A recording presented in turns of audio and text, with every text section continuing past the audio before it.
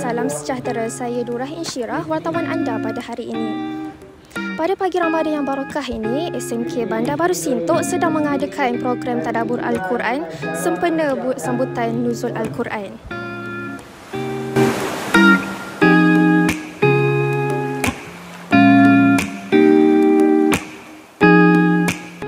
Baiklah, bersama saya Ustazah Nur Hafizah. Apa khabar Ustazah? Alhamdulillah, khabar baik. Baiklah, bolehkah Ustazah berkongsi sedikit tentang apa yang telah berlaku sebentar tadi?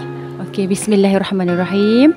Alhamdulillah, dengan izin Allah, sebentar tadi kita dah langsungkan program Tadabbur Al-Quran di peringkat sekolah bagi tahun 2025 sempena Ramadan 17 Ramadan 2025 tahun ini.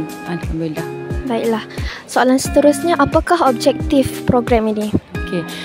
Objektif utama kita adalah untuk memberi kesedaran kepada pelajar bahawa Al-Quran itu tak dapat dipisahkan dalam hidup kita kerana Al-Quran adalah panduan utama kita dalam kehidupan. Dan kita nak menerapkan kepada pelajar bahawa jadikanlah Al-Quran itu adalah petunjuk utama. Jangan tinggalkan Al-Quran, dan juga kita nak pelajar renungkan ayat-ayat yang terkandung dalam Al-Quran supaya kita jadi Muslim yang terbaik, insya-Allah. Baiklah, terima kasih Ustazah atas kerjasama yang diberikan.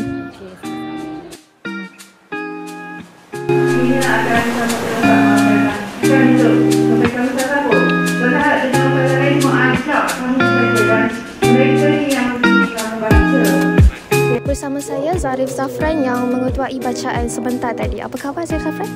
Khabar baik, Alhamdulillah. Baiklah, apa perasaan Zarif Zafran bila dapat mengetuai program sebentar tadi?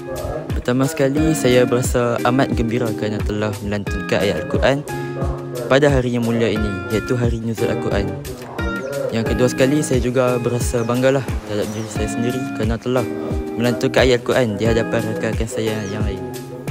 Baiklah, bolehkah Zarif Zafran berkongsi sedikit apa yang telah dikongsikan di hadapan tadi? Pada pagi tadi kami telah membacakan potongan ayat daripada surah Al-Baqarah.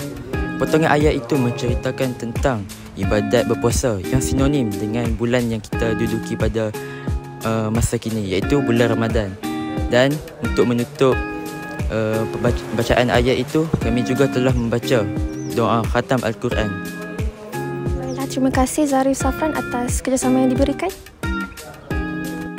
Semoga murid dapat memperoleh manfaat daripada program yang dianjurkan oleh sekolah ini. Berakhirlah sudah temu bual kita sempena Nuzul Al-Quran ini. Saya Durah Insyirah, wartawan dari TV PSS Al-Falah, ingin mengucapkan selamat berpuasa dan salam Ramadan Mubarak. Terima kasih.